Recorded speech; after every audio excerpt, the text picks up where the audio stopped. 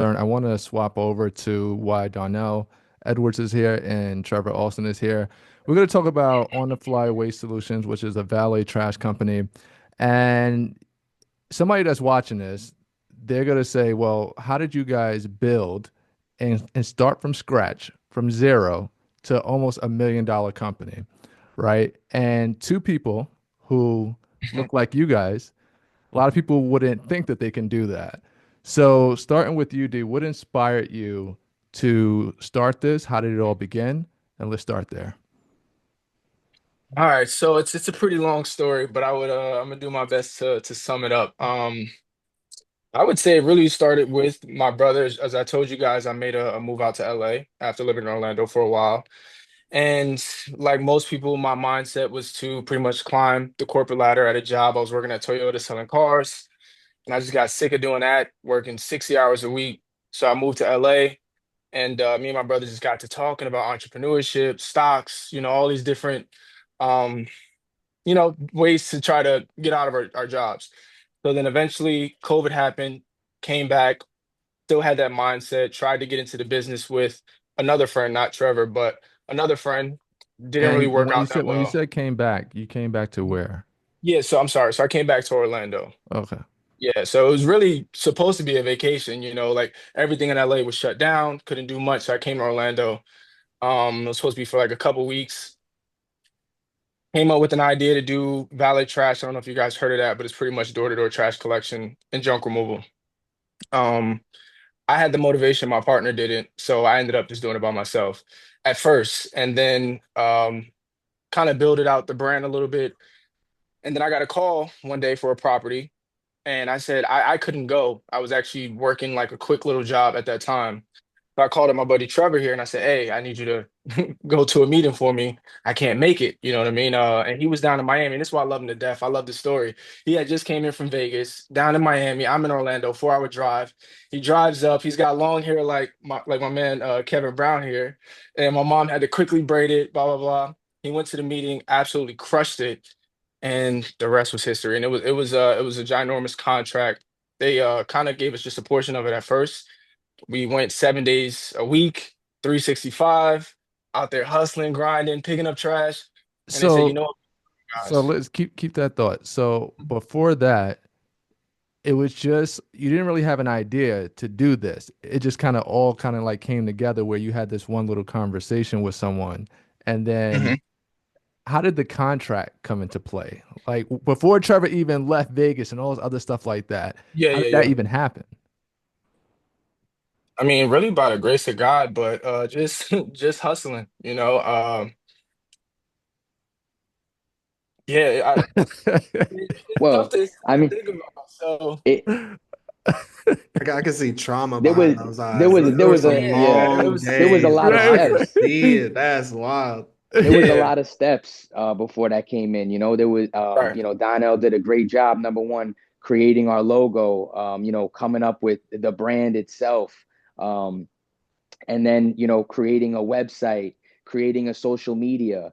And before this contract ever even came into play, Donnell's hustling to find private jobs. He's networking. It doesn't matter if he's at a gas station, a 7-Eleven somewhere. If he sees somebody with a business, he's talking to them, he's networking. And we're getting private jobs. We we were picking up jobs working for other entrepreneurs, Mhm. doing Yeah, moving true. jobs, things like that. And, Right. Donnell's taking photos of everything that we're doing, posting it on our social media, trying to make On the Fly look like it's been Yeah. around for years. Yeah. Mm. And I so it definitely was, took a risk though. I definitely took a risk. That's one of the main things I'll say yeah, because I ended up getting a truck with no work, right? But I was like, you know what? right. I'm going to find a cheap truck. I'm going to go on Facebook. I'm going to find free furniture that looks halfway decent. I'm going to sell it for 60, 70, $100. Sometimes people are giving away good stuff simply because they don't have room for it. And I just said, I'm going to do that in the meantime until something comes along. So I built the website. I had and like you said, networking. I had people in my circle that you don't realize have skills that you can use. So I had a We friend talked of about mine that who, yesterday. yeah, yeah, Yeah. a lot of everybody offer some type of value in some way. You just, yeah, I don't want to say the word use them, but essentially, network with them, offer them something, whether it's money or something else you can offer, and then they can, bring that value to your company to help you kind of build it out. So she did the logo, my brochures, business cards, and then yeah, I built my own website, make sure I put it on Google, and someone found us, and Mm. also we made calls, went into properties. I was nervous as heck, but you just never give up. You just keep doing that over and over again, and eventually something's got to kick in. Right. And we didn't have any manual to go off of. We are literally like, well, how do we do it? I have no idea. I mean, maybe we should just drive to these apartment complexes. Let's just Google some apartment complexes. Let's drive over there, see if we could sit down and talk to their property manager and go from there. And I mean, it was such a hard experience. Like, we've literally gone to properties and had the police called on us. It was Yeah. like, it was crazy, and then we started thinking, you know what, maybe we should call these properties instead. Okay, maybe, Right. we don't have the right image right now. I loved my long hair, my braids and everything, but at the same time, I understood that we probably needed a Yeah. more business look. Right. I mean, this is Right. just the business, the nature of the business. And Right. so We both had braids. exactly, right. And I want them back, but Yeah. it's Right. well, we got to build a business right now, and that's just the world we live in right now. So, we're trying to look more professional. We are basically just failing. I wouldn't even say failing. You know what I mean? It was more like every fail was more like learning. It was learning and learning and learning and learning until, oh, okay, I said this to a property manager. It went really well. We're gonna say this to every property manager going forward now. I said this and I got a terrible response. We're Man, not saying gonna that no use more. we're not using that anymore. Yeah, let's Exactly. It go. Let's was come away from that. it was So So, really trial and before error. before I pass it to my co-host to start asking some questions, I do want to go back a little bit. Mhm. Whether Trevor or D, the commitment that it took to take the idea in your head. Frank Ocean has this great line. I'm gonna try to, and Donnell knows what I'm talking about. I think he said something like, uh, working or doing something from another man's mind, an idea from another man's mind, something Yeah. like that. And that means working for somebody else, and they thought of that idea, and then now, I have to make that come into fruition, through Right. their mind, where I have my own mind and I can come up with some stuff. So my question to you two, to go from an idea to make it be reality, what did that Mhm. really take inside of each of you to make that happen? Because a lot of people have tons of ideas, but they never make it happen. I think the biggest thing for me was I've had a couple ideas before. Like me and you, meaning me and my brother, we started a company called Tad Market where we would try to sell things on Postmates like snacks and stuff. And I think the biggest problem with that company was simply the fact that we didn't follow through. You know what I mean? Hmm. That was the thing. Like you had an idea, okay, yeah, we kind of took a few steps, but then the minute we seen adversity or things that it just kind of wasn't easy for us, we stopped. And with On the Fly, when I had that logo, I was like, yo, this looks dope. Right. So I Hmm. was like, I had to follow through. I had to follow through. Right. So I had to give up a lot of things that I was doing and try to focus on this and follow all the way through to the end. You know what I mean? So that was the main thing for me. And that was the biggest factor. And that if that didn't happen, then I'd probably be, Lord knows where I'd be, probably still doing the same thing I was doing before. Yeah, but yeah, biggest thing, just never giving up. You know what I'm saying? Like saying like, all right, yeah, things are gonna be tough. Entrepreneurship is not easy, but things are gonna be tough, but I gotta see it all the way through to the end. And Mm. that was the biggest factor in my opinion. Trev, how about you? Before we go over to Kevin You Jones. know, I truly believe that if you try hard enough, you can make it work no matter what it is. If you believe it and you can see it, you can achieve it. And Yeah.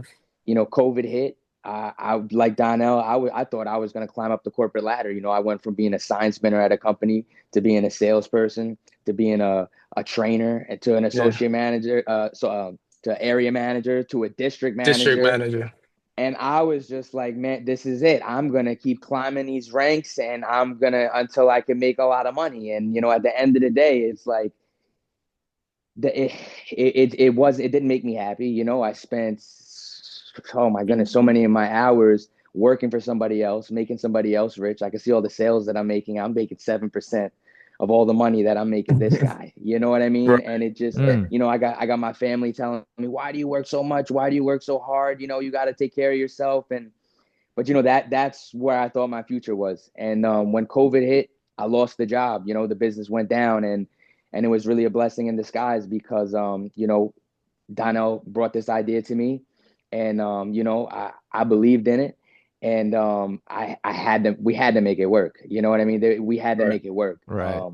And then I had a child on the way. It was like, ain't we gonna make it work. It's not can't go any other way. Can't go any Kevin other way. Jones?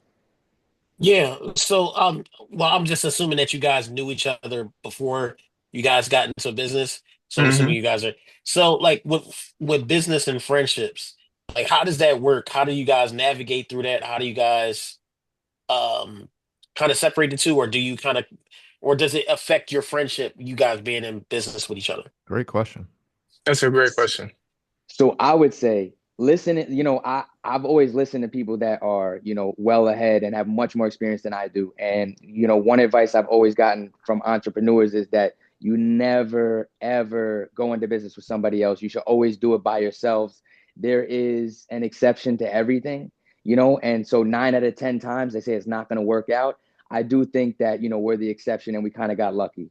I wouldn't, Hmm. I don't recommend to other people who are asking me to go in business with somebody else. And I think that we're just happen to be that, that 1 out of 10, that's the exception. And it doesn't shock me that we're the exception, because our friendship, well before we had the business, was it's a friendship that really helped me grow personally in life. Donnell was somebody that was always, would always keep it real with me, and I could always keep it real with him. We have thick skin and we could be honest with each other, and we helped each other grow, spiritually, mentally, physically. And so without ever having started the business, that friendship for me helped me grow tremendously in my life, in my personal life. So I think that just ended up going working smoothly into the business, and yeah, it's just gone well. D, how Right. about for you? And yeah, and I want to add to that. I mean, my first situation, like I said, it was originally supposed to be with someone else. And that taught me a lesson of like every friend, you have to put them in a certain category. So that friend that I tried to start a business with was not a business friend. That was a party friend. That was we can go out, we can get girls, we can grab some drinks type of friend. We're gonna have a good time. Trevor, when I met him, immediately mature. We didn't party much. He's got a family and things like that, and he's a smart dude. And not that my other friends aren't, but as you can tell, he's very professional. You don't walk around pants sagging, yo, yo, yo. He talks well, speaks well, carries himself well, and a respectful dude. So I was like, this guy, he's a friend, but he's also a friend that I can do business with. You know what I'm saying? He's understanding. So I mean, it's been extremely easy navigating it. I mean, we get on each other, both understanding, like there's no ego involved. And that's the biggest thing. You just got to put your ego to the side. Like we have one mission, we're trying to make millions of dollars and take care of our family. So am I gonna argue with him about small stuff? No. At the end of the day, he knows what he has to do. I know what I have to do, and we just keep it pushing. And So, and the key thing that you said, I think, was the ego, especially mhm. with men, Yeah, right? right. It's always that like, oh, well, why are you the president? Why are you the VP with titles and things like that? And sometimes titles can get in the way. You know what I Hmm. mean? Kev Brown, you got something? Uh, Kudos for y'all for making it Appreciate work. you. Like as Thank you. friends, definitely. That's Thank Yeah. you. difficult for sure. Um, I'm in property management, commercial property management, class A commercial spaces. But I actually started in residential. So when I hear valet trash service, I'm curious. So break this down for me. What is it? What do you guys do exactly? It was actually extremely simple. We do what a resident would do for them in terms of taking their trash. So we don't take any trash off site. We just come to your door. Obviously, every unit that's on the property, whether it's 200, 300, 400, 700, whatever it is, we'll go door to door, collect the trash, put it in our truck or trailer, and then take it on site to a compactor that they already have. And we just charge them per unit. That's all. Mhm, So mhm. fairly simple. They usually get a bag limit on how many bags they can do, but we tend to just to get in the door. Most people are doing bag limits. We say we'll take whatever you got. You know what I mean? And we factor that into the price. I've Being a, only go ahead, Kev. My fault. I've only ran into that one other time. Like of all the residential properties I've seen, I've only seen that once, and it was Hmm. a high-end luxury residential space out here in LA. Um, how does this save the property owner money? Mm, So it actually does more than save the property money. They actually make money off the service. So if Hmm. we're charging a complex, let's say they have 400 apartments, and we're Mhm. charging each Hey, apartment, let's Trev, you just can't give him all the sauce though. Don't give him all the sauce, oh oh, bro. no, Yeah. I no, know, no, no, This no! I'm just, nigga You got I'm gotta not give gonna the like give, source. I'm You just gonna gotta Right, give I the give, was I'm, ready. he's over there I'm with his just gonna pen give, like, all right, so you no, no, charged him I'm just gonna give 25. estimates. I'm just gonna give I'm just messing with you. random even numbers. Okay, Yeah. Yeah, let's yeah. say there's 400 units and you're charging them $15 a door. Okay, well they on your bill, if you're a resident there, you'll see on your bill that you're paying $35 for trash every month. So Hmm. the property has actually expanded their budget. They're making $20 on every door a month. So Hmm. they're happy. That's number one. Number two, you have the resident who, without us, if it's raining outside, you still gotta take your trash and walk it to the dumpster. Not every door is right in front of the dumpster. You might be in one of the apartments that's a little bit further from the dumpster. And then you also have Hmm. neighbors that are not as clean. They're too lazy to take their trash out. And with our service, it's virtually impossible to have, roaches in your community because we're coming 5 to 7 days a week. So it's really a win-win for everybody. And if you think about the actual price, they're paying us, change, Yeah. change to take that trash out, rain, sleet, or snow. If you guys can speak on this, obviously you don't want to give the sauce.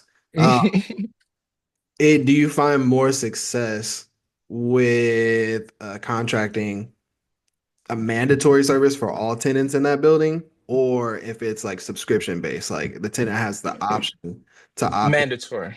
That's what I'm on. Mandatory And for and sure. it's Yeah. always mandatory. Yeah, because Uh-huh. subscription would force us to have to keep some type of list and okay, 302 gets picked up, but 303 doesn't. And it's like, Mhm. it's very cheap. It's like he said, they're paying $20 a month for us to come 5, 10, 15, 20 times a month. You know what I mean? So mandatory is usually better. I don't see any valet trash that kind of has it.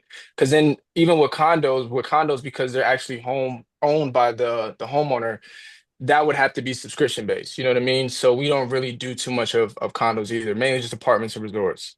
So you guys, being, I wouldn't say that you guys are a startup any longer. I mean, even though you started like what, 4 years ago, 3 years ago, but at this point, Yeah. how do you guys compete with the valet living, the trash butler of the Mhm. world, like the bigger guys? How are you Hmm. guys doing with that?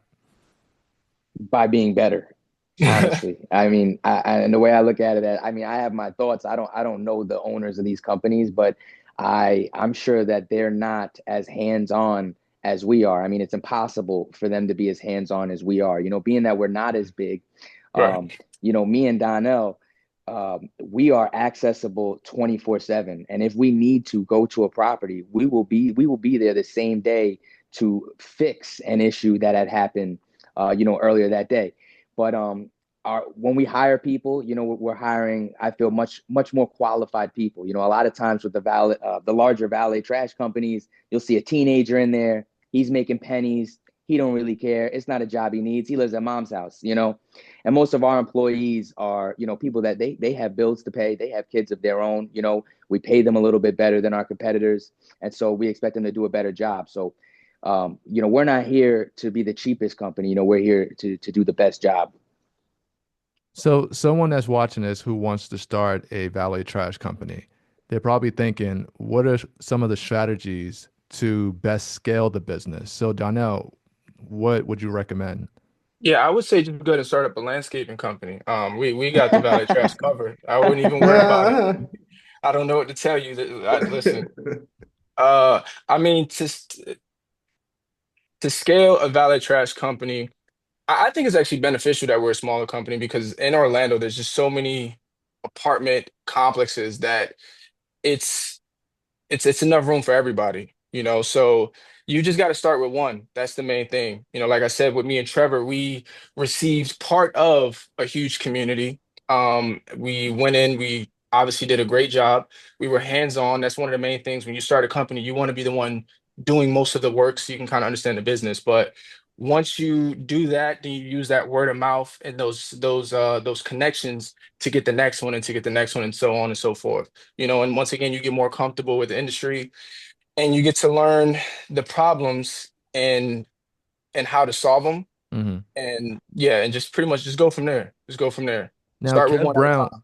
Kev, we were talking last night over the phone Mm. after our production meeting, and you had asked me about how do they price certain Mm. things. So Trev They had kind mentioned of they about the kind of door. answered it, and I think it Okay. was just a misunderstanding of what exactly you guys did, because I thought Okay. it was more of like a utility service as Mhm. opposed to like a highly specialized valet service. Mm, gotcha. Mhm. So you answered it door or dollar per door is Right. essentially Yeah. what you gave me. Now, as far as the marketing and the sales tactics, how's that working? What's effective versus non-effective?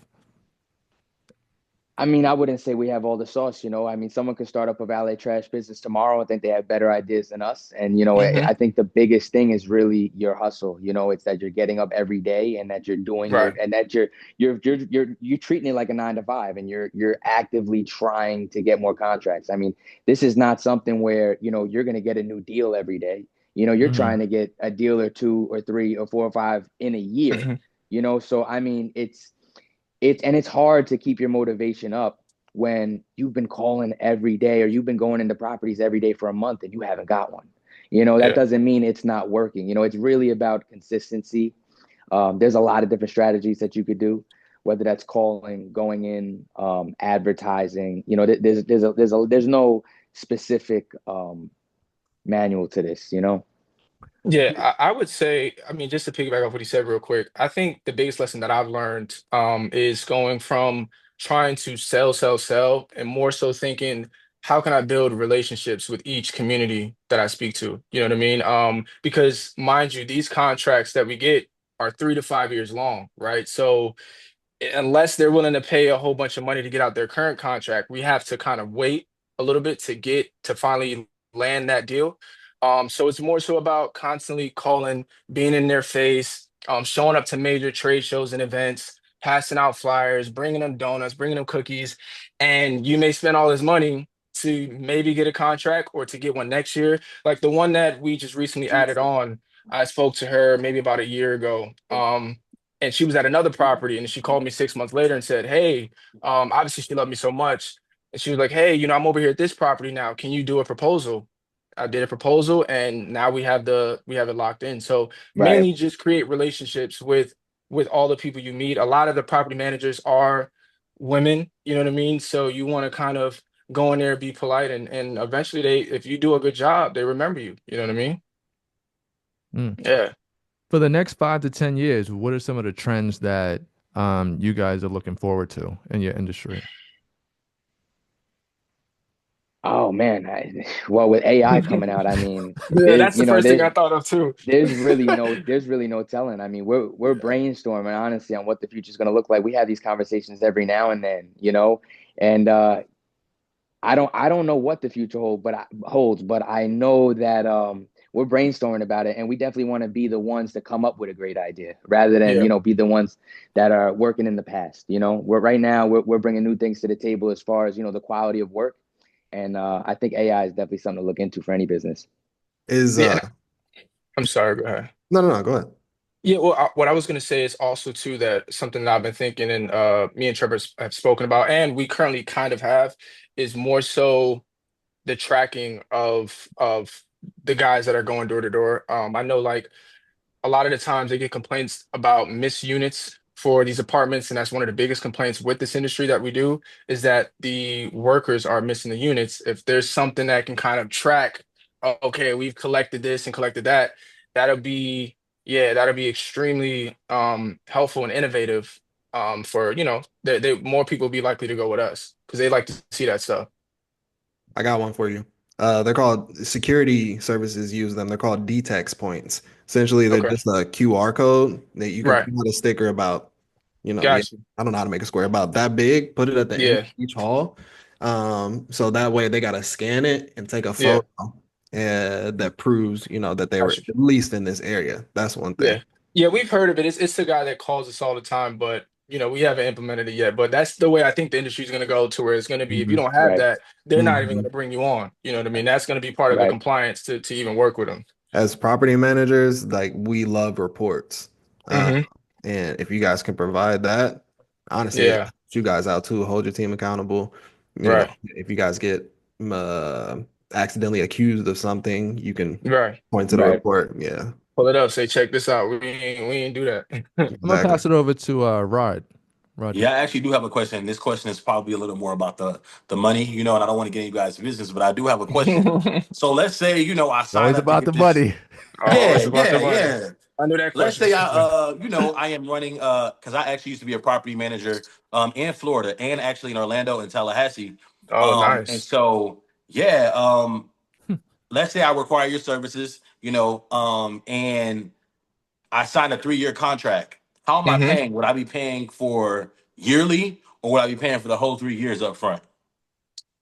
It's monthly. It's monthly. So we It's bill you monthly. monthly for it. Yep. I was trying to see if I started the business, would I be able to get the Range Rover, next month, 6 months from the date or what? But okay, thank you. I just wanted to know that. Appreciate that. There's a lot of driving. There's a lot of driving. So pick something good on gas. Yeah. Okay. Yeah, Okay. it took me Okay. 3 years to get a Tesla, so Hey, you got it though. Um, Absolutely. Now learning like the different regulations of your industry and things like that. So what was that whole process like, D, from when you guys first started to now of learning everything? research, YouTube University. I love YouTube. YouTube has taught me a lot, more than, college ever could. It taught me so much about the industry. And also too, there's plenty of I don't even know what to call them, but I guess like valet trash companies that just give out courses. You pay your membership and they'll teach you certain things about rules, regulations. Also making friends in the industry. Property managers have told me certain things about different rules and regulations, and I was like, okay, I didn't know we had to do this. So just a lot of research. Obviously, you don't want to go in there and all of a sudden you come to find out you got to pay, $1,000 for this certification or things like that. So you kind of want to know what you're doing prior, but. Yeah, that's the main thing. A lot of research. I just want to add something too that I didn't think of before, but anybody who does, if they see this and they think and they want to start a valet trash company, one thing that took me by surprise in the beginning was that all these complexes, or at least, 9 out of 10 of these complexes, you have to be paying to be a member of whatever, what do you call those associations, It's Steve? a it's like a Compliance. compliance depot. A Yeah, compliance yeah, association, right? So I'm thinking, oh, I could just make an agreement with this property manager, and then they let me, oh, are you with this such and such compliance company? You Oh, have to pay for Mhm. this is it membership union basically to compliance? it is a whole there's a bunch of them. Yeah. And There's a so lot of them. you want to make sure that what compliance company they're using, because you got to be a part of that appliance company before they'll even think of bringing you on. Yeah, So when you get the first one, I would call other communities that are also compliant using the same compliance company, and then go from there. You don't want to spread yeah. yourself too thin. And basically, what that means is that they have requirements for the different types of insurances that you have to have in order for you to even be on the property. So there's your general liability, workers' comp, and I feel like I'm giving away all the sauce, but general liability, workers' comp, and your auto insurance all have to match up. And they can, you may never even use a truck on the property, but they may require a $1 million policy. And it's like, but you got to do what you got to do to get your foot in the door because it's all gonna come back to you in the long run. So I And have about five more questions because we are running out of time, things like that. But someone sitting back on the couch watching this, Hmm. broke as shit, living with their mom, right? Can't see a way out, don't know what to do. They want to start up a company. It doesn't Right, necessarily have to be this, but they want to start. No funds. Where do right. they begin? That was my question, Terry. Oh, I took it. I took it from you. I got you. My fault, bro. No, sorry. It's Like all good, Yeah. but I where want to do know. they start, right? Because they're like, yo, I had this idea, but I have no money. But Right. this is requiring something to get there's started. no there's so many different business ventures you could go on that have no quota, no startup fee Startup, really. yeah.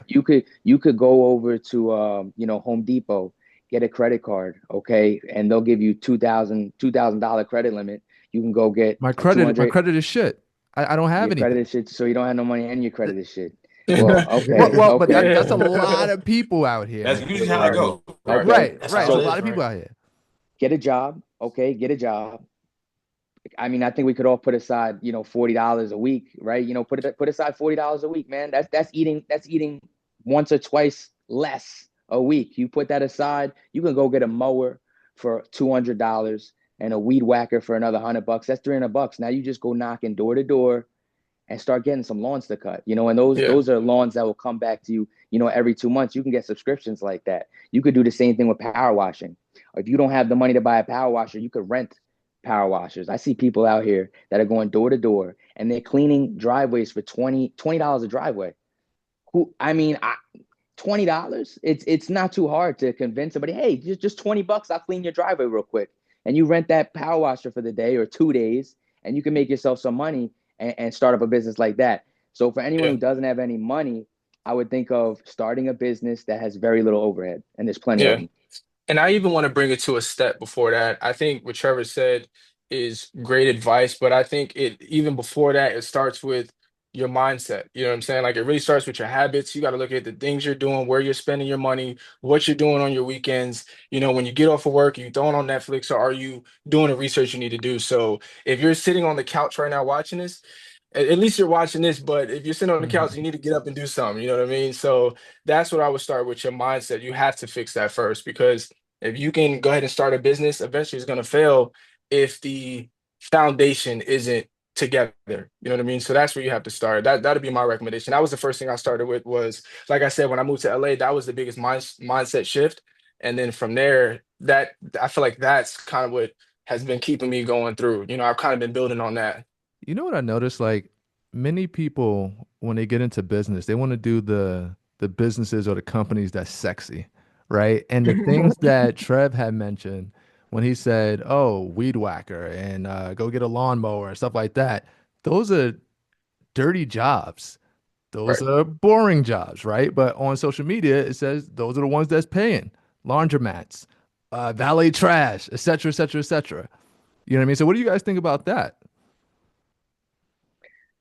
Hey, I mean, listen, some people, I know there's plenty of people that, they're thinking, oh, well, what job do I have a passion for, right? And I I see mean, that Right. too. Right.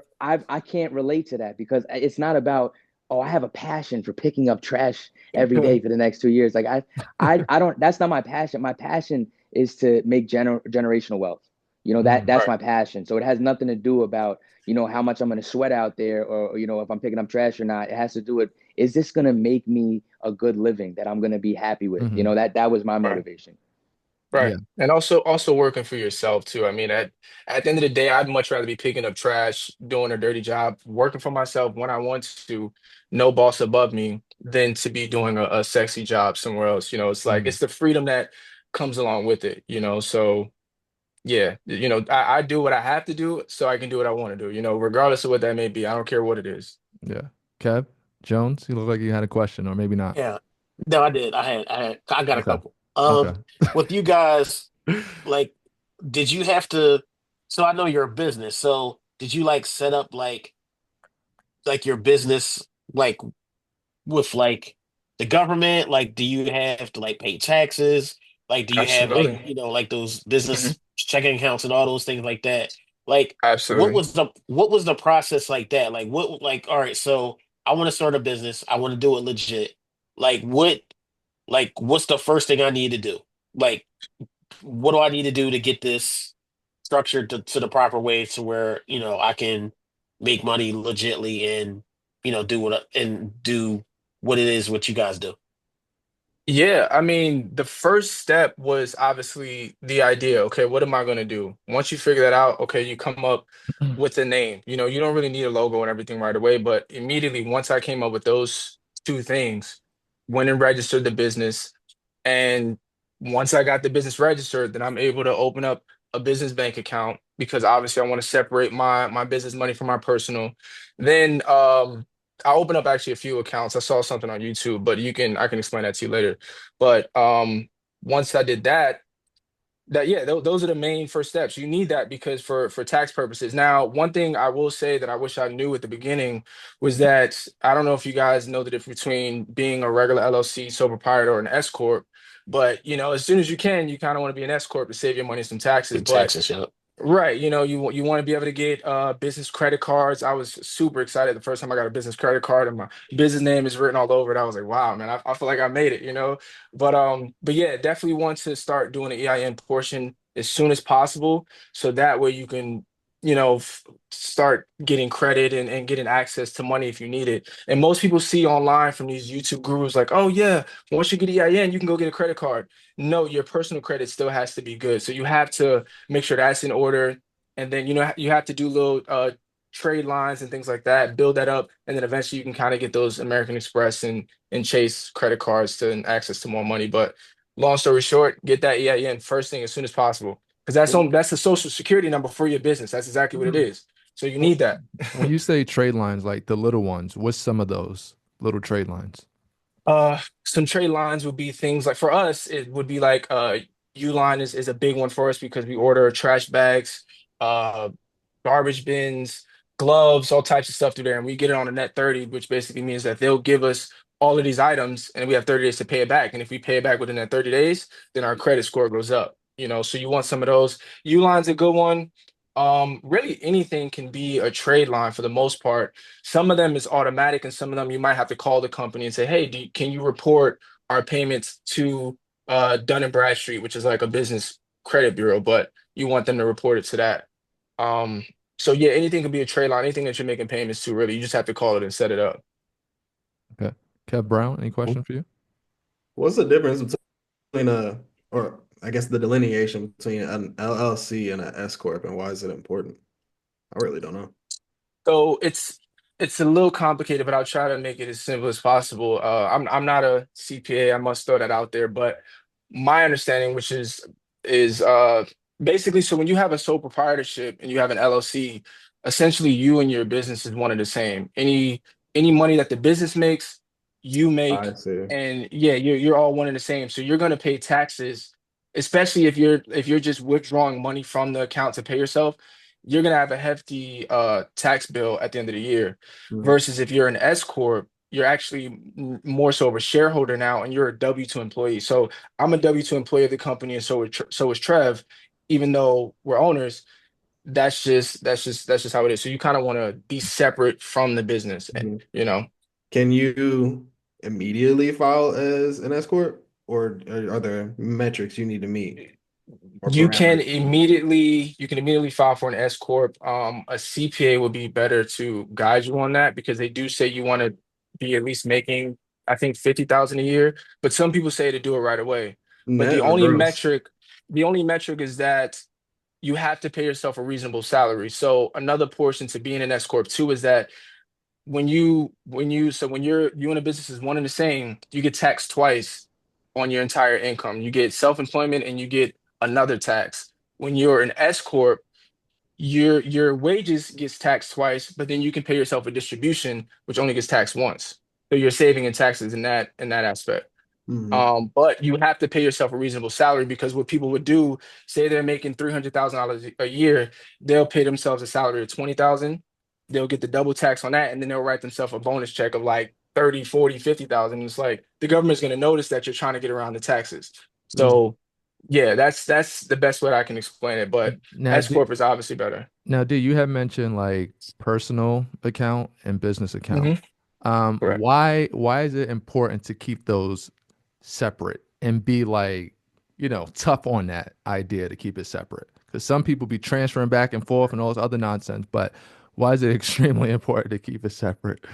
Well, one of the biggest reasons it's important to keep it separate is because of liability, mainly. Because once again, if limited liability company is if you get sued, it protects your personal assets from your business. So if you're constantly, someone goes to sue you and lawyers are looking into it, and you're constantly um, withdrawing, then they can go after your personal assets, if you're taking money from if you're using your business account as your personal, they can see that and say, okay, he's really one and the same. We can go after those personal assets. That's one reason. On top of, when you go to do taxes, it's just easier for your accountant to kind of know what's for business, what's for personal, so you're not getting taxed on things you shouldn't.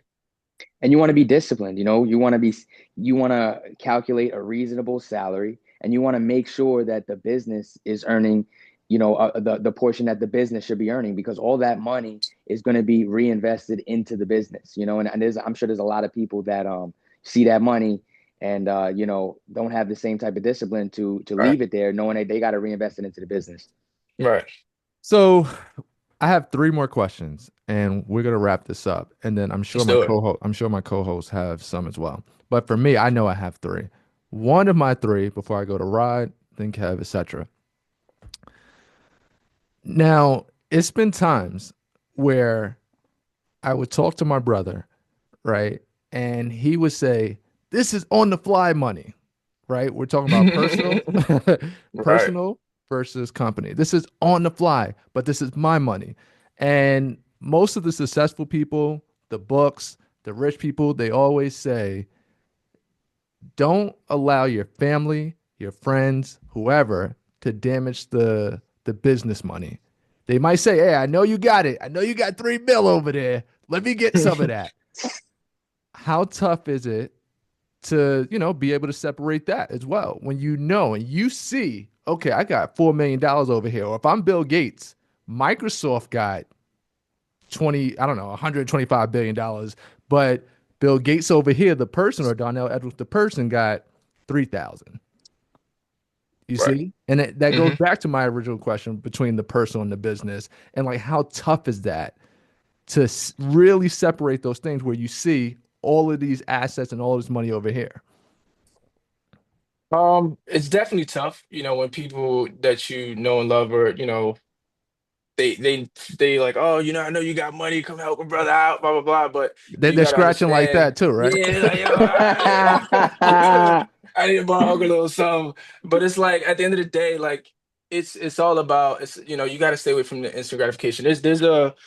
There's a bigger picture in mind. You know what I'm saying? I'm if I hurt my business helping out, certain people, whatever the case may be, then yeah, you got it now, but then now we don't have nothing for the future. We've just screwed ourselves. So it's definitely tough, but at the end of the day, I got a lot of people relying on me right now. We have 23 employees, myself, my livelihood, my mother, her livelihood, Trevor, his family, and the people that surround him. And it's like, we can't worry about that. We would do our best to help out, but we got a plan in place that we have to stick to. Mm. Right. We had to build up, and that's the whole point. We could jeopardize everything, and not be able to, help our family out as much as we would be able to, as long as we stay the course and we stay disciplined. And I think that would be a lot harder for me if I didn't have a business partner. I have a business partner, so I can say, hey, this is not just my business. I have a business partner. You know what I mean? This is Mhm. his money. This is, it's like I can't just, if it was mine only, it would be a lot tougher. I know it would be very tough because That people was come my with exact question. situations, Yeah, and you want to help out real bad, and it can throw you off. But I mean, you really, honestly, you got to stay the course. You got to be able to help yourself yeah. so that you can help everybody else, in the long run. And I also feel like giving also kind of hurts the person that you're giving, right? Because then they don't get to learn the lessons you learned to do it on their own. It's like, I don't want to, if my son falls, I want to pick him up. Yo, get up. You know what I mean? You got to get up on your own. If I help you out a little bit, but you have to learn the lessons on your own. So, it's tough. They may look at you funny, but at the end of the day, people got to learn how to stand on their own 2 feet. Um, Trevor just mentioned something, Mhm. right? And you guys talked about family. Work-life balance. What has that been like That's a good one between for Trev. the Yeah, company, the it's tough. company It's versus, the work it's tough. Now I have two and the children, you know life? what I mean? And that makes it really tough, to be honest. Um, I'm not making so much. I actually I have another side job that I do, you know what I mean? And because we're not filthy rich yet, and I have a lot of mouths to feed. I have a stay-at-home mother because I don't really want to put my kids in the school system. I'm trying to do the homeschooling and everything, so I have a lot riding on it. And it's been very difficult for me at times to keep the work family balance. I mean, for example, today I spent 20 minutes with my kids. When I get off this podcast, they'll already be in bed. You know what I mean? And it's a battle there. It's like, man, I want to make sure I spend a decent amount of time with my kids every day, but at the same time, like I said, I have a business partner. You know what I mean? I can't. This is not just my business to be sacrificing. And so, it's tough, but you gotta try and set a schedule. And Yeah. I'm working on getting better on that, every day. You know what I mean? Trying to make sure that you're treating it like a real job. Because if I had a real job, my boss wouldn't care how much time I spend with my kids. I'd have to And be there 9 to 5. You know and what I mean? that's what I So was about to say, because like the CEO or whoever, they're making all of this money, but they don't get the opportunity to spend time with their kids. They're making $100,000 or $200,000, but they get home at 9 p.m. They start their day Mhm. at 7 a.m., 6 a.m. right, Majority of people who don't own their own whatever, they don't get that time. And like Kev Jones, you got a family. How does that work for you with work-life balance? It's hard. It's hard, and it's one of the things that takes me away from entrepreneurship. But we can go in another different. We can talk about that at another time. But I just think that work-life balance as a whole in the country that we live in is crazy. But I think it's even worse for entrepreneurs because it's like you have to make it happen. Like there's Yeah. no fallback, there's no nothing, there's no oh, I'll wait till my check comes. That like it doesn't work like that. Like that's why I have the most respect for the people that actually sacrifice to do that because there's not only sacrificing time, they sacrifice their family sometimes too. Like some entrepreneurs don't get married or don't have kids or anything like that because they put their whole life in their business. And Yeah. that's a huge sacrifice. Huge. So like I said, salute to you guys and how you balance it because I can feel what Trevor was saying. Like I Mhm. sometimes you just you want to see a kid and you do the best you can, but you got mouths to feed and bills to pay and a dream to accomplish. So it's kind of just like, right. you're always constantly fighting those different avenues of what you're talking about. And Question. one of the main words you just said that is really big for me is sacrifice. You know what I mean? Like the plan for On the Fly is, we're not trying to marry the business. So the plan is for the next at least 5, 6, maybe even 10 more years to keep grinding the way we're grinding, build this thing out, and hopefully sell it to where the sacrifice that we have put in, time away from family, away from friends, not traveling, things like that, pays off. And then now, yeah, we don't necessarily kick our feet up, but we're a little more comfortable where we can start another business and it's pretty much automated from jump. He's spending time with family, traveling, he's homeschooling his kids. I'm doing whatever I'm doing at that time. And that's the plan. So sacrifice is That's the huge plan. if you want to be an entrepreneur. Like that's Absolutely. one of the main things. Have to sacrifice. There's no way around it. I'm just curious, why not find somebody to replace your role and continue generating that revenue from your business and build a second business instead of selling it? I'm It's too early. It's too early. I think that's Right. that's why. So and one of the main things, like I told you, me and Trevor when we first started, mm, 7 days a week, 365. We're not still out there 7 days a week. So as we continue to I guess move up and focus on bigger and better things, mm, then we can put people in our place as we make more money to compensate them. So eventually, yeah, there will be a CEO and a vice president doing everything that we're doing today, and all we do is check the numbers and move on. mm, But Right. right now, we still need focus. We still need to focus on everything and maintain quality. That's another thing too. If we put somebody in that we don't necessarily trust, we're paying them 120,000 a year, mm, and all of a sudden we're getting negative reviews. mm. We're not ready for that. It's too soon for that to happen. No, Right. no, So not It's right it's a now. I right. mean, It's a like at it's the a good 10-year plan. mark. And oh that's yeah, something we well could do. That's something Mhm, we could definitely do. We could sell the business. We could decide at that time, you know what? Let's just put CEOs in place and keep the business running. It's really whatever whatever we decide to do at that time. I mean, right now, I know me and Donnell have had a lot of conversations about, you sell that business, you get a big lump sum of money, and now you want that money, so you could put that money into real estate here, there, you're now generating income without using any of your hours. And then we can, start another business at the same time, but it's really, Mhm. I couldn't tell you what exactly we're going to do in the next 5, 10 years. It depends on where our Mhm. mind is at that time. But that's a Yeah. great idea. That's definitely an option. Someone told me is that like I said before, don't marry the business. You know what I'm saying? So you could keep it forever, this is your baby, or you can because when you sell a business, you usually sell it for a 3 to 5 time multiple. So say you're making $1 million, right, a year, Mm, you can sell it for 5 million right now, or you mm. can wait, 5 years to get that 5 million. I'd rather get that 5 million right now and find a way to flip that money a lot sooner as well. And then you can also do that while still maintaining a small percentage of the company. That's And exactly what I was about being to like, ask. Right. yeah, being an advisor on the team. So there's a bunch of different ways to go about it. But a million a year, that first off, that has to be, expenses have to come out of that, Mm, or you can just take the 5 million now. So mm, it's like Trev said, when we cross that bridge, then we'll mm. make a decision at that time. Yeah, because I was wondering, if you're netting positive revenue, uh, then obviously this falls in the asset class, and so I'm Hmm. of how you can let how rich people leverage their assets, whether it be a house, whether it be a business, or whatever it is. So that's why I asked the question, why wouldn't you leverage it or, take out, I don't know, some form of a loan against the business, retain 100% ownership, and then use whatever funds you took out to start the second business. Um, I don't run a business. I'm just thinking Yeah. Well, sequential. you, That's yeah, that definitely an just option. depends. It's Yeah, definitely it's it just, definitely an option. Mm, that depends. I mean, are you taking out a $200,000 loan from your business, or are you getting $5 million right now? It just, it all depends on what makes sense at that time. Depending on what you're trying to do. If you have another business venture that only requires 200,000, then mm, yeah, that might be a good idea.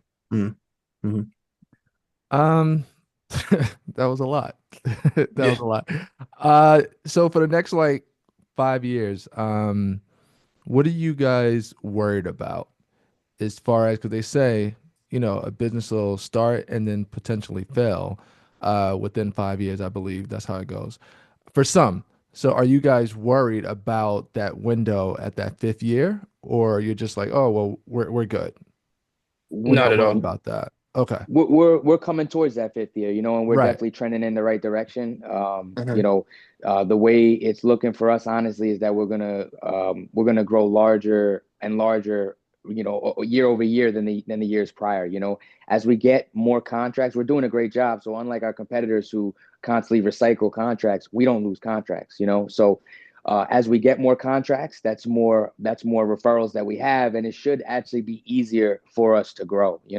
At the same time, Hmm. as far as me and Donnell's skills on, how we're socializing, how we're networking, how we're selling our business, we're only growing and getting better. So it seems to be trending in the right direction.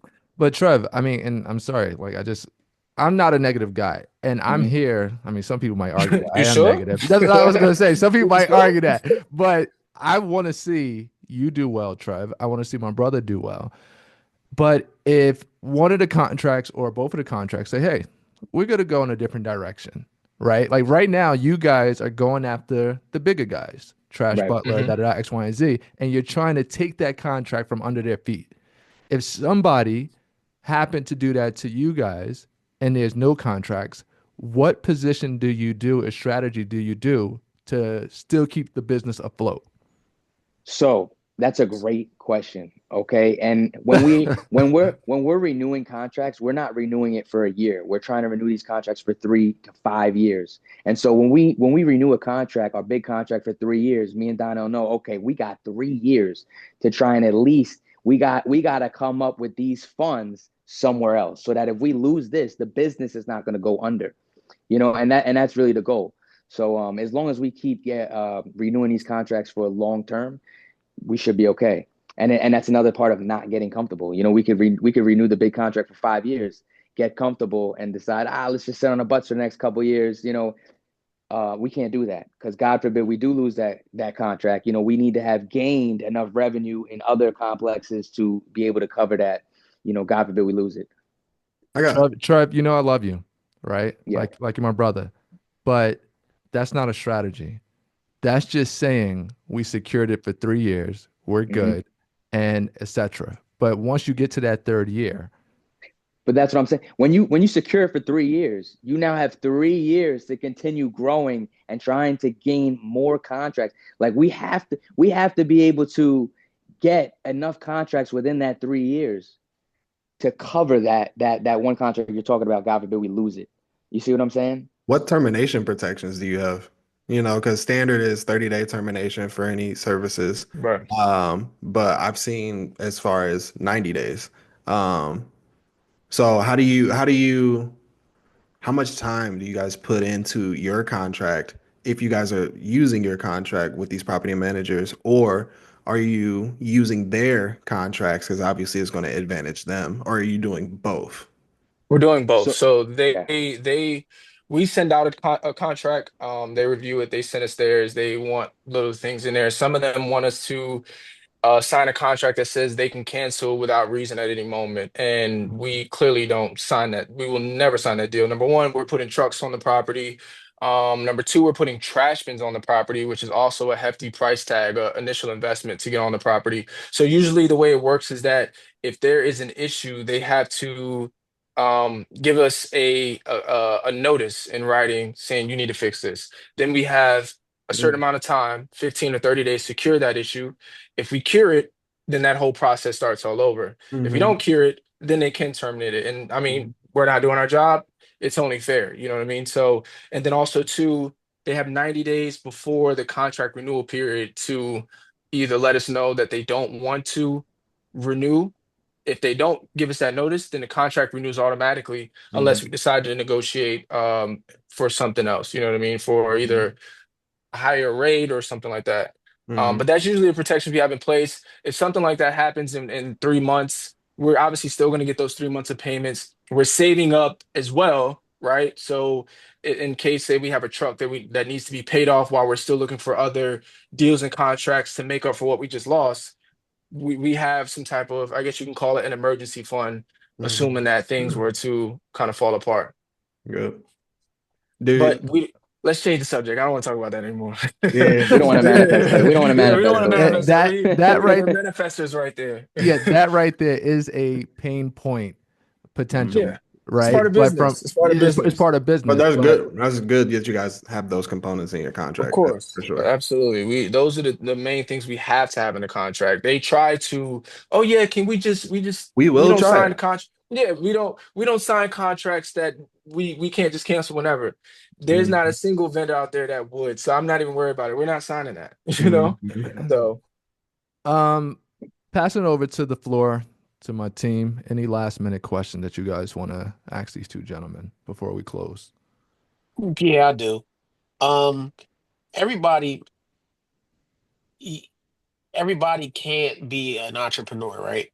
So mm, when you, because you got to have workers too, right? So everybody can't be a worker and everybody can't be an entrepreneur. So it has to be like some type of separation between the two. right. What what was I guess the first, how did you know that you were the entrepreneur and not the worker? Like Mm. when did you figure that out? I figured that out when I always felt like I wanted to kind of be a manager somewhere that I went. I was like, you know what, I don't want to be told what to do, or I felt like the managers that I did have weren't doing things the right way. I was like, man, maybe we should do it like this. And then I knew that I could be a leader at that time. I was like, okay, you know what, I can make things happen. And I think that's the biggest part of that's what entrepreneurship really is. It's about making things happen, trials and tribulations, figuring it out, and ending up on top every single time. So that's kind of when I realized it. Mainly at, I would say, I used to work at a sneaker store, and I worked up from a regular sales associate to a store manager. And at that point, when I finally got there, I was like, I can do this. I can lead a store, I can lead a team to high sales and to do well. And that was my, wow moment. Like, all right, I think I can go ahead and do my own thing. Cool. I think, and I just want to add, every individual has the potential Absolutely. Right. to And be an that I was, Agreed. entrepreneur. that's what I was Agreed. just saying. Every Yeah. person, and if you look back on human history, there was a time where everything was trade. You know what I mean? And back then, everybody was an entrepreneur. So Right. it's really up to everybody has the potential. There's no one who doesn't have the Yeah. potential. You just Right. gotta want it. I know what he meant though. You meant in terms of like balance in the world of Yep. like, there's got to Exactly. be somebody to work for other people, which I agree. The way you said it though, it kind of was like both of our faces was No, like, yeah. wait a minute. No, Yeah. I understand it. Anybody Yeah. can learn the skills to be an Right. entrepreneur if you want it bad enough. But I know what you meant as well. Appreciate you. Eh, Kev So Brown. yeah, you said something very interesting. Both of y'all have a similar like catalyst moment. Like you got to the point where you worked up to the point where you thought you needed to be. Once you got there, you're kind of like, is this it? And then the Mm, second thought is, I'm doing this now, and I'm making hmm less than I feel like I deserve. Why don't I Right. do this on my own? Right. So I got two questions, but my first question is, do you think you would have taken the step to become an entrepreneur had you not worked your way through the ladder, got to the point where you thought you needed to be, and then had this realization? For me, I honestly, since I was a kid, I just, since back in school, in middle school, and you're selling lollipops, I'm selling lollipops to people. It was just my dream to just have. I didn't know what I was gonna do, but I'm thinking I want to sell a service. I want to sell product. You know what I mean? Like I always wanted to sell my own product, whether that was selling sneakers or whatever it was. That's what I always wanted to do. My father worked for himself, and that was just a future I always wanted to get to. I just didn't know how, or not even. It's not even about knowing how. It was like getting in the gym for the first time, man. It was just getting the balls to step out of my comfort zone and do something that I knew I might fail at. Mm, Yeah. right. Good point. Oh well, no. Kev said he Well, got a second question, right? Yeah. Oh, but D, yeah. yeah, I'm sorry. For me, it was more so I was just I think I had to go through the working 60 hours a week and still being underpaid. I had to basically get fed up. And then before I finally said, okay, well, I need to shake something up. And like I said, kudos to my brother for kind of opening my mind on like, yo, well, working a job is not the only way to make money. There's other ways to kind of do that. And at that time, I couldn't see what the money we're making now. I could not even visualize that in my mind. And once I was able to start visualizing, okay, I only got $30 in my account, but I can visualize myself having $1 million in my account someday, was when my whole perspective changed. So yeah, I feel like for me, I had to go through the corporate ladder, I guess you can call it phase, in order for me to get fed up and be like, all right, I'm not doing this no more. I got to figure something else out. Yeah. Yeah. I Yeah. mean, I think just like anything else, whether it's a relationship or anything like that, when you get sick and tired of being sick and tired is when you change hmm something.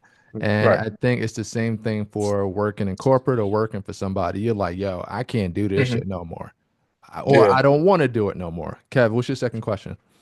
It's a question slash recommendation.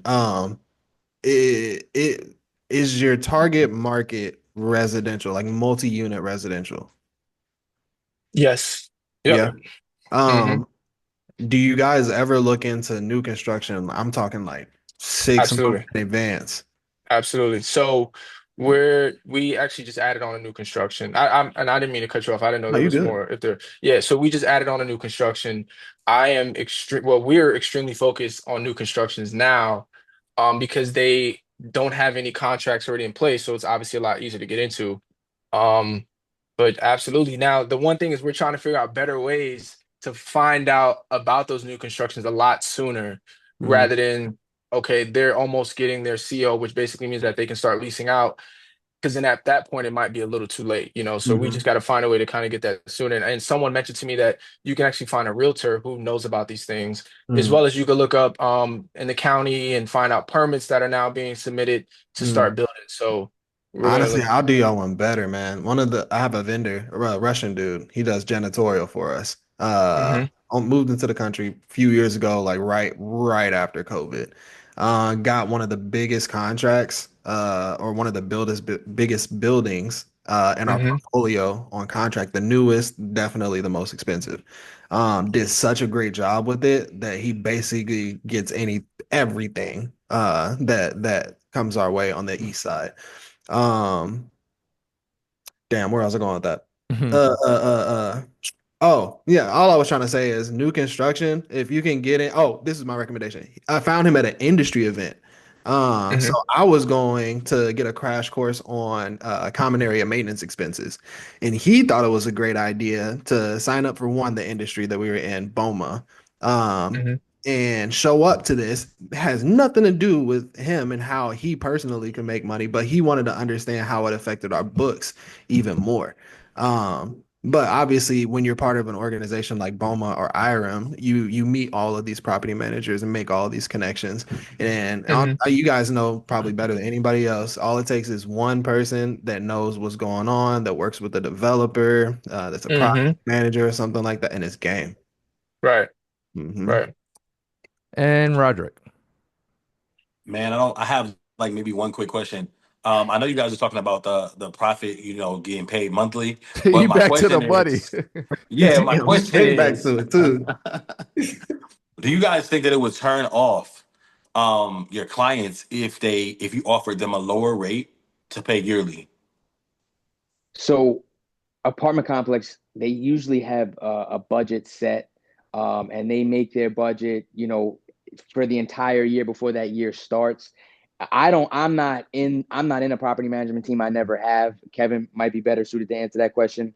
But I have I'm thinking that they use the money that they're getting for rent every month, right? They're charging that Right. resident twice as much as we're charging. You know what I mean? So essentially, the resident is paying for the service every month, and residents, they don't pay their rent normally for a year in advance. Correct. Correct. That Yeah. makes sense. That Yeah, makes and sense. I'm that just trying to figure out that'll the.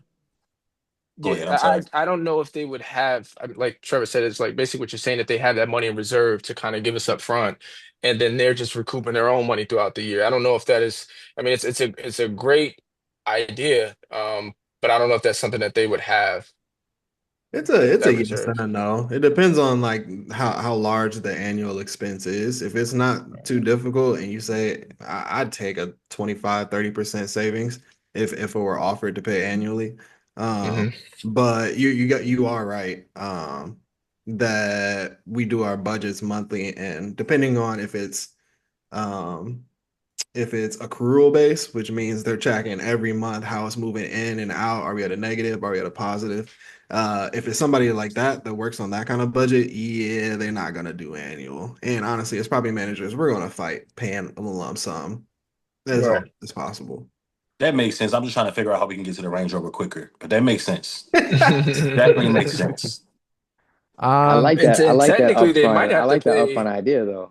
I do too. Technically, they That's would have to pay. Wouldn't they have to pay like 3 years up front if we do a 3-year contract? Because it's usually 3 to 5. Ain't nobody No, ain't gonna do nobody gonna that. pay three You years. can I have never them offer pay Yeah, it. annually. right. You can The have one of minimum them I'm locked And trying in to you for want three to do years. is factor freeze in the annual.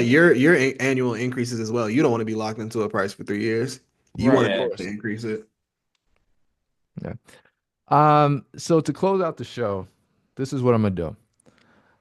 I'm gonna ask a question, and I need both of you guys to answer it within 30 seconds, so we can Okay. close the show within the next 5 minutes. Favorite book that helped you guys in business, starting with D. Um, it's tough to make me choose one. I would say the one I've read multiple times is How to Win Friends and Influence People. But I think the one that's really, really helped me make a change is Think and Grow Rich. I think that's the best one. And if you want to know what I'm currently reading, The Psychology of Selling is halfway open because I'm still reading it, but that's what I'm on now because we're in our sales mode. But Think and Grow Rich, I would probably say is number one. So not The Richest Man in Babylon. I mean, I don't have that many, you said one. I Well, can't you really. gave me three though. You gave I me did. three. So then, if I could do four, then absolutely, Richest Man in Babylon. I think Richest Man in Babylon is good for business, but it's really good for personal though because it just teaches you how to, if you're working a job and you're barely making ends meet, how to save money to kind of build up money to make an investment then make your money start making money. So that's a good book as well. But in terms of if you're wanting to start a business and change your mindset, like I said, it starts with that. I would do Think and Grow Rich. Gotcha. Yeah. Trev? Oh man, that's a tough question, honestly. I think with the sale with the sales, that Brian Tracy book that he just brought up, I think that's going to be if you're in our type of business and you're selling a service, that's going to be the most impactful. But Any business. right, any business. But I also feel like all of the books that help me grow internally, build my confidence up, really come into the person that I am. Those were just as impactful for me as well. Like The Way of the Superior Man, the Mm, richest That's the a good richest one. I man in got that on the that's Babylon. a shelf good over one. there. That's a good one. Yeah. Right. So, just building a value in myself really helped me to gain the confidence that I needed and to help me in all aspects of life, including business. All right. Second one. Let me see. Okay. So yeah, define success for your business beyond just revenue. What does that mean to you two? Define Uh, success. That's a great question. Other than revenue.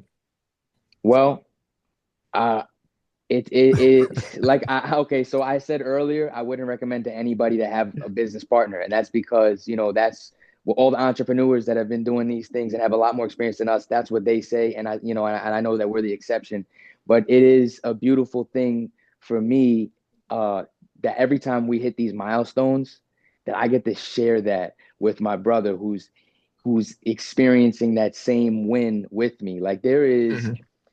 I mean, it's one thing to do it by yourself, and I'm sure it feels good, but to have somebody that's like a brother to me be getting that same W when I got the W, you know what I mean? It's incredible, Right. It's like when you win an NBA championship and you have your brothers to share that with.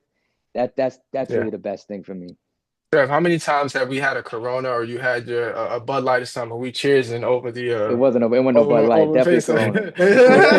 whatever it was, whatever it was. We cheersing over the over the iPad or whatever. over the Just over the like yo, FaceTime, like we yo, got another one. That's dope. yo, But yo. Trev, so for you, it's just the different milestones where you find that to be success. So if somebody were to ask you your definition of success, that's what it would be. Oh, so my definition of success is actually completely aside from the business. Definition of success is just being happy with who you are. You don't have to have your own Mhm. business or anything like that. But if you're waking up knowing that you've made another step into being closer to the man that you believe ultimately you want to be, that's success, in my opinion. Don't know? Success in terms of the business question outside of revenue is really being able to take care of my family and kind of changing the generational curse, I guess they call it, and kind of my family now goes from broken family to now, okay, family living in a nicer house, having, more money, doing more things, traveling. So I mean, that's the best way I can answer that question is really retire. Not, well, my mom's already retired, but maybe putting her in a house, things like that. That kind of shows me like, okay, cool. I've done something. And what about the success question outside of the business for you? Outside of the business. I think success, from what I've heard, is achieving something you find to be worthwhile. So that's obviously different for everyone. So obviously for mine is doing well in the entrepreneurial space, but that's different for everybody. Okay. And second to Mm. last question, we'll be done in 2 minutes. Starting with you, Trev. What is the biggest lesson that you've learned as being part of this whole business process and being part, with D and everything else, working with him? What is the biggest lesson? The biggest lesson for me is that you grow the most in where you're uncomfortable. If you don't step out of your comfort zone, you're never going to grow. Mhm. So, I used to be shaking in my boots when I had to go into a property for a meeting, and I reading these books, I'm telling myself like, good, this means that this is exactly where I need to be. And every time I go and have these experiences, I'm going to get more confident and I'm going to grow. So it's stepping outside of your comfort zone is where you grow the most. Don't know. Biggest lesson for me is that, you know, uh, I heard one guy say, he said, if you can hold it in your mind, you can hold it in your hand. You know what I mean? So anything that I've kind of envisioned so far up until this point, once I realized that fact has came into fruition. So, I just have to kind of, basically just keep dreaming in a way and work towards those dreams every single day. Okay, nice. And last question to close the show. Right now, I'm reading a book called Your Future Self. And it's a book pretty much about your previous 10 years and your future 10 years. So, starting with you, Trev, how different are you from 10 years ago, previous? And who do you want to be in the next 10 years? 10 years ago, I was 21 years old up in New York. And, I'm a little guy and I wanted to be a tough guy. You know what I mean? I mean, when I was young, I was just involved in the wrong things. All I wanted girls. I wanted to be a tough dude. I wanted to feel like, like I'm a gangster or something like that. It's just, stupid stuff. And then, 10 years later, I just want to be the best father that I could be to my children. I want to make sure that I'm getting smarter and I'm getting wiser, and that it's not always about saying a lot of things, but saying less and saying the right things at the right time. It's your words are more impactful, um, you know, when you have fewer words, honestly. Mm, don't know. Can you repeat the question one more time? Of course. So, my question is 10 years previous to where you are now. So, right now, you're in the Hmm. present moment. Hmm. Who were you 10 years prior? And I guess who do you want to be in the next 10 years? Or who do you aspire to be in the next 10 years, Yeah. per se? Yeah, I mean, me 10 years ago was a lost 21-year-old kid, smoking weed every day, hanging out with the fellas, playing video games, busting everybody in 2K, that type of Not I was everybody. that type of guy. Everybody. S- scrawny cat. Yeah, just kind of lost, not really knowing much, but who I aspire to be in the future is obviously just more of who I am. I feel like as long as I keep doing the things that I'm doing every day between gym, eating properly, um, hopefully having a family at that point, just being better overall. Like I would just want to be a better overall man. That's kind of what I focus on every day. You know what I mean? So I didn't read a single book back then either. Now I'm reading a book every month. You know what I mean? So keep grinding with that. Thank you guys for coming on Say It in Four. For sure. Thank you. Appreciate it. This was dope. Thank Thanks you for guys for having having us. us. Great Yeah, Absolutely. questions. nice, Good to nice to have you meet you guys. guys, man. Yeah. It's great to meet you guys too, man. For sure. Thank you guys And for by the watching way, Say It. Thank you guys for go watching ahead. Say It in Four, episode 4. You can catch us every Thursday on YouTube. Once again, my co-host Roderick Smith, Kevin Jones, Kevin Brown. We had Donnell Edwards and Trevor Alston, and I'm Terrence Edwards. Have a good night. Have a good night.